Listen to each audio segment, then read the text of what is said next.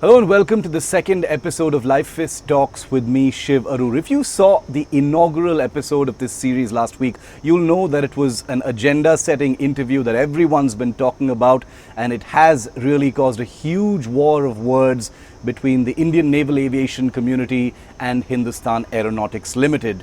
And we're very happy to tell you that now HAL's own chairman, R. Madhavan, has decided to join us, take Livefist's questions, clarify on some of those things that were said in that very ill-tempered exchange between the two sides, and provide an overview of where things are actually headed. R. Madhavan, Chairman Managing Director of HAL, joins us live and exclusive. Mr. Madhavan, welcome. Thank you for speaking to Livefist. My first question, straight to the point, sir, is about this spat between the Indian Navy aviation veteran community and Hindustan Aeronautics Limited. Both sides have had their say. It's been an escalatory sort of exchange. Many rude things have been said. What is your take on it as the chairman? This is something that we didn't like to have it.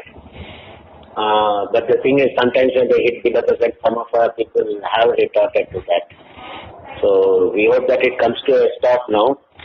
In fact, one of our people have now written today also, saying that it stopped. Basically because since we have pushed in the blue in the IMRH contract, since then there is a lot been said about it. And definitely we also understand, because it's quite a big contract, and there will be people who will be looking at it from a different angle. I hope that this controversy dies down and we go along, because this is an indigenous product, and as per our new guidelines, indigenous projects have to be given support, so this should go through. That's what we hope. Mr. Madhavan, the NUH project that's now happening, the Dhruv is not a contender in that particular project. It wasn't meant to be. Some years ago, HAL had actually said that it cannot meet those requirements, and therefore the Indian Navy sought to look to foreign vendors to supply these helicopters. Why is HAL now pushing the Dhruv once again? Because there is a view that this could actually delay or derail this program. See, Dhruv can meet the requirements. It needs a couple of changes that we are in the process of doing it. That is the blade folding and that is boom folding. That will bring it within the limits of the size that was specified. Earlier they had gone through an SP route wherein they were looking at some foreign OEM aircraft, particularly one aircraft. So there was a specific, the NUH RFI also was designed for that. So we said that if Dhruv can be modified to meet your requirements, so why not an indigenous product? Moreover, the serviceability and lifetime support will be much better with us. And especially since this helicopter has been flying with the Army and Air Force, quite satisfactorily, not only satisfactory, it has done a wonderful job, and more than almost 300 of them are flying as of now. So we felt that there is no reason why we should look out when there is a product within the country available.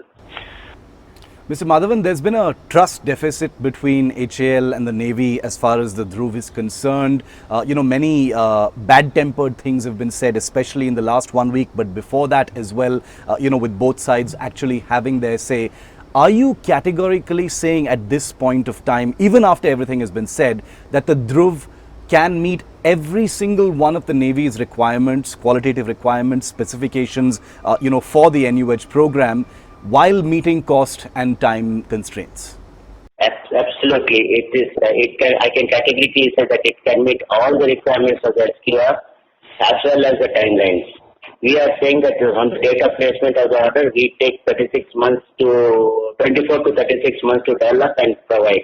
One more thing that you have to see is that my rate of production is much higher. We are giving almost at the rate of 25 to 30 aircraft per year. So the total project timeline will be much shorter than what they have been envisaged in the RFQ.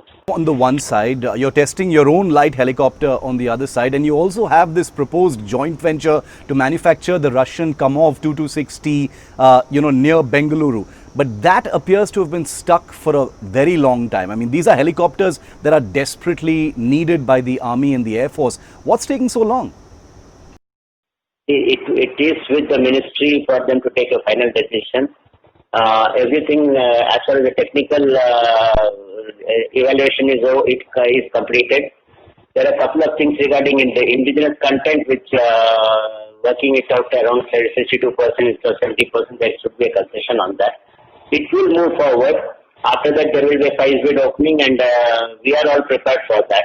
In fact, we will be giving it to a joint venture company called IRHL, and this work in Tumkur is already going on for them to start the job there.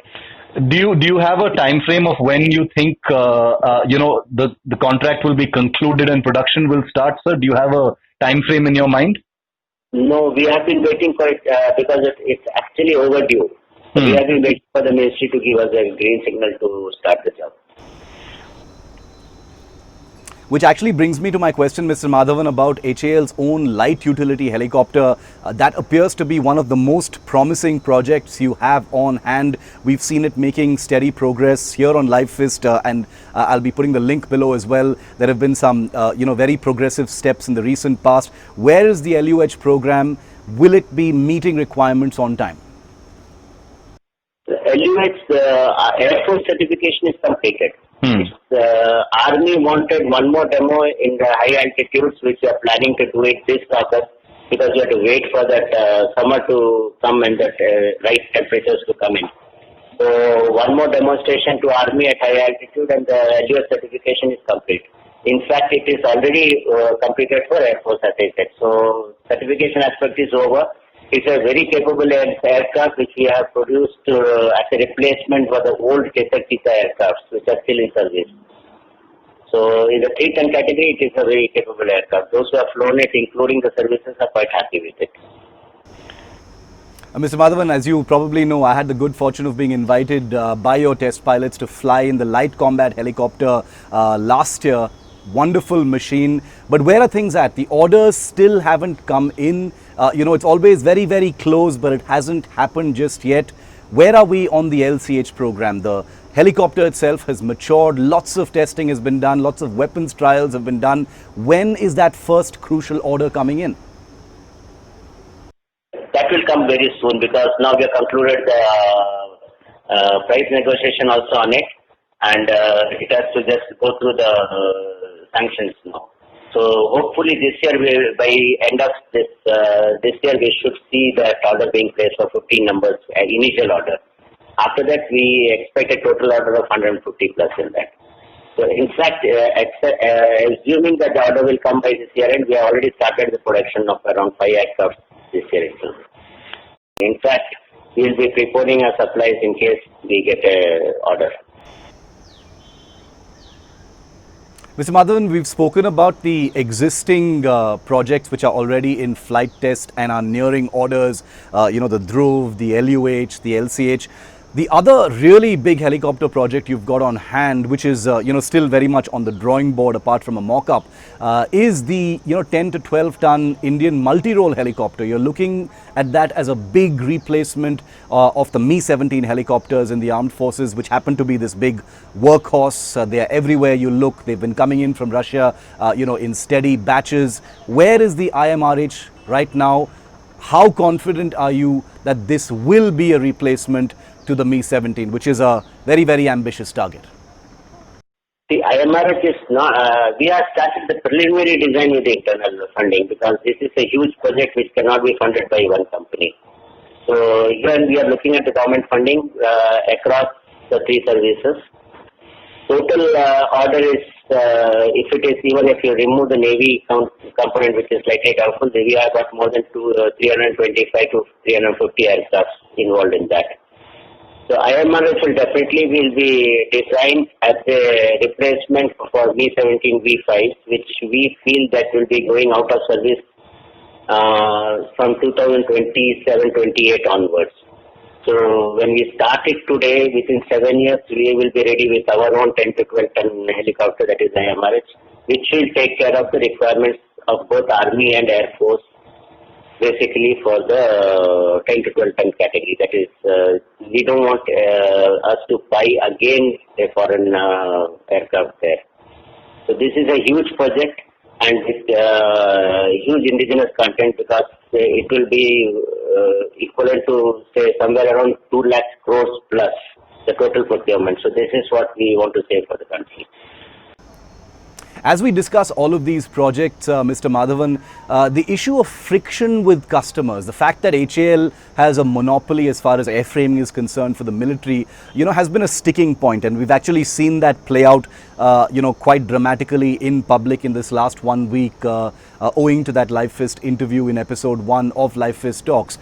Where are things right now as far as friction is concerned? These are, ill-tempered exchanges that have been highlighted even by the national auditor in CAG reports. So what is your stand on this friction? How have you worked to actually lessen it with your customers? Our relations with customers have improved. It was a bit on a low a couple of years back. In fact, Air Force is very supportive for all these programs that we are doing now. With Navy, this was a small spat which has happened, but I'm sure that we will get out of it. And then we do have other programs with Navy running, which is important, and we feel that we'll have a good relationship with Navy. Mr. Madhavan, circling back to the NUH, the Naval Utility Helicopter Program, it is going to be under the strategic partnership route, at least that is the plan, which means there will be private sector companies. We do know that Airbus has tied up with the Mahindras. There will be other companies as well. Is HAL pushing the Dhruv also because HAL is nervous about the private sector emerging as a credible airframing company in the country? Is HAL resistant to the rise of the private sector? See, the Indian private sector, which is in this field, has been bought up by HAL. In fact, our vendor base is the largest in this area. In fact, we have developed more than 2,000 vendors, and some of them only are now coming in as system integrators for us. We are not resistant. In fact, we welcome if anybody comes in, because we also feel that if there is one more supporting group other than HAL, then it will be a very robust vendor base. Along with there will be a size advantages, because when we buy even raw materials in bulk from a foreign supplier between the two entities, that is both HAL and the private party, we will definitely end up with a cost advantage. And as of now, since we are the only users of many of the LRUs, there is not a very good support system behind in other industries.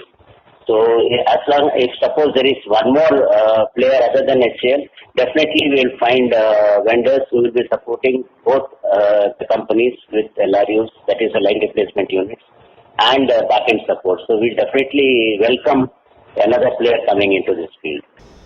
Well, in the hope that any outstanding issues between HAL and your customers, in this case the Navy, will be sorted out around the table, you've made many categorical assertions. But while we're still talking, and since much of this spat has been in public, what would be your final message to all of your customers, the Navy as well as the Army and the Air Force? There have been frictions with all of them. As chairman, you say you're trying to work on those frictions. What would you say to the Army, Navy, Air Force, Coast Guard? After all, these are your customers.